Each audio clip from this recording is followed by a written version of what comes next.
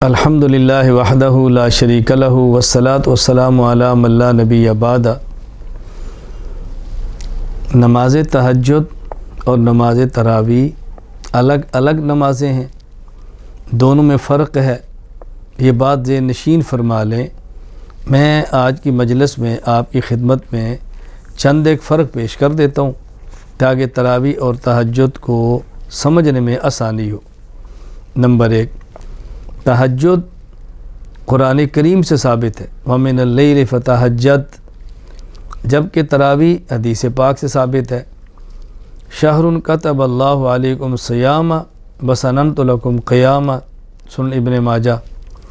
Number 2، تہجد مکہ مکرمہ سے اور تراویح مدینہ منورہ سے، میں نے تہجد پڑھنا شروع کیا مکہ مکرمہ میں، تہجد کا حکم مکہ مکرمہ میں آیا، اور مدینہ منورہ کا اور تراویح کا حکم مدینہ منورہ میں آیا ہے۔ نمبر 3، مشروعیت کی کیفیت میں فرق ہے، تہجد پہلے فرض تھا بعد میں نفل ہو گیا، جبکہ تراویح شروع ہی سے سنت ہے۔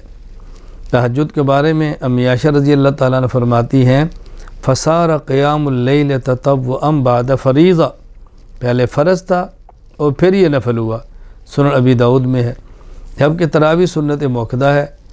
اللہ کے نبی فرماتا ہے وَسَنَنْتُ لَكُمْ قِيَامًا، سنن نسائی۔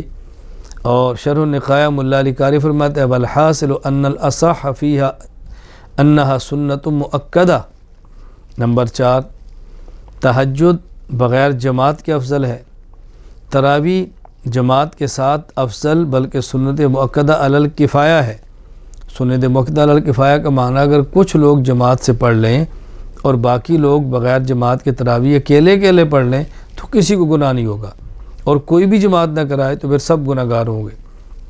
نمبر 5، تہجد میں قرآن کریم کی کوئی خاص مقدار متعین ہے کہ اتنا قرآن پڑھیں، جبکہ تراویح میں پورا قرآن کریم ختم کرنا چاہیے، ایک مقدار کا تعین ہے۔ تہجد میں تو صاحب فقرؤ ما تیسر من القرآن، جتنا آسانی سے پڑھ سکتے ہیں پڑھیں، اور تراویح میں مکمل قرآن کریم پڑھنا چاہیے، تو قرآن کریم کی تلاوت کی مقدار میں فرق ہے۔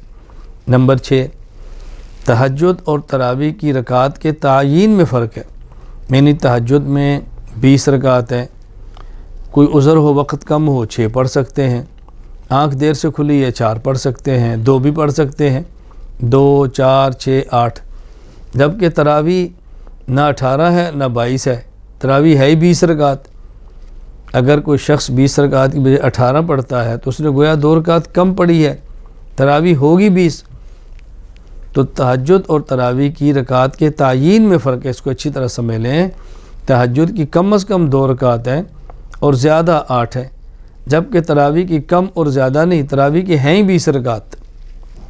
نمبر 7، تہجد رمضان اور غیر رمضان پورا سال ہے، جبکہ تراویح یہ صرف رمضان میں ہے، غیر رمضان میں نہیں ہے۔ تہجد پورا سال پڑھیں گے، جیسے صحیح بخاری میں آ گیا ہے، امی عائشہ رضی اللہ تعالیٰ فرماتی ہیں ما کان رسول اللہ صلی اللہ علیہ وسلم فی رمضان ولا فی غیر علی 11 رکعتاً، کہ اللہ کے نبی 11 رکعت پڑھے رمضان اور غیر رمضان میں، اس میں 8 رکعت تہجد ہیں اور 3 رکعت وتر ہیں، جبکہ تراویح وہ صرف رمضان میں ہے، غیر رمضان میں نہیں ہے۔ نمبر 8، تہجد اور تراویح کے لیے محدثین نام باب کا الگ دیتے ہیں، تہجد کے لیے الگ باب قائم کرتے ہیں، تراویح کے لیے الگ، یعنی دونوں کے نام ہی الگ الگ کر دیتے ہیں۔ عام طور پہ تہجد کے لیے صلاۃ اللیل، قیام اللیل کا لفظ آتا ہے، اور تراویح کے لیے عام طور پر قیام رمضان کا لفظ آتا ہے۔ میں چند ایک حوالے جات آپ کی خدمت میں پیش کرتا ہوں۔ نمبر صحیح بخاری، تہجد کے لیے فضل قیام اللیل، تراویح کے لیے فضل من قام رمضان۔ صحیح مسلم، تہجد صلاۃ اللیل، تراویح کے لیے الترغیب فی قیام رمضان وہو التراویح۔